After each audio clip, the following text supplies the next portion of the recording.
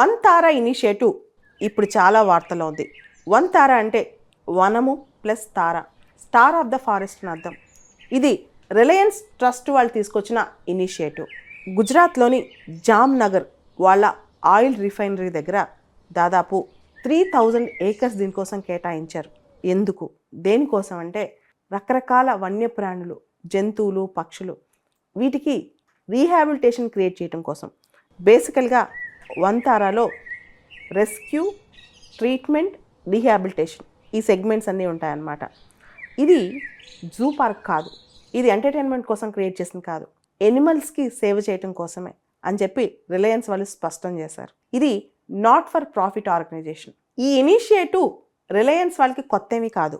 Already వాళ్ళు Radhakrishna elephant welfare trust అని చెప్పి దాంతో కొలాబరేట్ అయ్యి దాదాపు 200 పైగా ఎలిఫెంట్స్ను వాళ్ళు అప్పట్లో కాపాడారు. ఈ వన్ తార ఇనిషియేటివ్ ద్వారా ఇప్పటికే చాలా ఏనుగులు, వేలాది ఇతర జంతువులను కాపాడారు. ఖడ్గమృగం, చిరుతపులి, మొసళ్ల పునరావాసంతో పాటు కీలక జీవజాతులను సంరక్షణ కోసం చర్యలు తీసుకుంటున్నారు. ఈశాన్య భారతదేశం నుంచి ఒక జత ఆసియాటిక్ నల్ల ఎలుగుబంట్లను కూడా కాపాడి ఇక్కడ తీసుకొచ్చారు. వన్ తారాలో ఎనిమల్ హాస్పిటల్స్, వెటనరీ సైన్స్కి ఎక్కువ ప్రాధాన్యత ఇస్తారు. బ్రౌన్ బేర్స్, ఇలా రకరకాల బేర్స్ను కూడా కాపాడారు. అయితే ఇంత పెద్ద ఎత్తులో వీళ్ళు చేయటం అంటే 3000 ఏకర్స్ పెట్టి చేయటం ఇది తొలిసారనమాట. అయితే ఇక్కడ 3000 ఏకర్స్ కూడా రీహాబిలిటేషన్ కోసం కాదు. ఈ 3000 ఏకర్స్లో 650 ఏకర్స్ మాత్రం రెస్క్యూ అండ్ రీహాబిలిటేషన్ కోసం. మిగతా ప్లేస్లో వైల్డ్ లైఫ్ శాంక్చురీ ఎస్టాబ్లిష్మెంట్స్ అంటే మిమిక్ చేస్తారనమాట. ఉదాహరణకి ఒక ఎలిఫెంట్ కానీ, లేకపోతే ఒక లయన్ కానీ, లేకపోతే ఇంకే వన్యప్రాణి అయినా సరే తన సొంత హ్యాబిటాట్లో ఉండే విధంగా అక్కడ రీహాబిలిటేషన్లో ప్లాన్ చేసి ఒక హ్యాబిటాట్స్ క్రియేట్ చేస్తూ ఉంటారు, ఒక వైల్డ్ లైఫ్ శాంక్చురీ లాగా. అంటే అవి చాలా తన హ్యాబిటాట్లో ఉన్నట్టు న్యాచురల్నెస్ క్రియేట్ చేస్తారనమాట. దాంతో ట్రీట్మెంట్ ఫాస్ట్గా అవుద్ది, రీహాబిలిటేషన్ ఫాస్ట్గా అవుద్ది. 650 ఏకర్స్ అనేది పూర్తిగా రీహాబిలిటేషన్ వీటి కోసం, మిగతా మాత్రం వైల్డ్ లైఫ్ శాంక్చురీస్ లాగా న్యాచురల్ హ్యాబిటాట్ని క్రియేట్ చేసినట్టు మిమిక్ చేయడం కోసం అనమాట.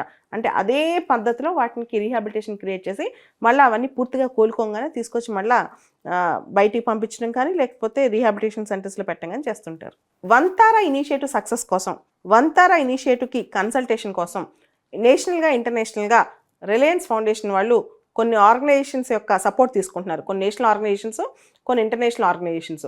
Venezuela national foundation zoo, world association of zoos and aquarium, Assam state zoo, Nagaland zoological park, Sardar Patel zoological park వీళ్ళందరి సపోర్ట్తో వన్ తార ఇనిషియేటివ్ ముందుకెళ్తోంది.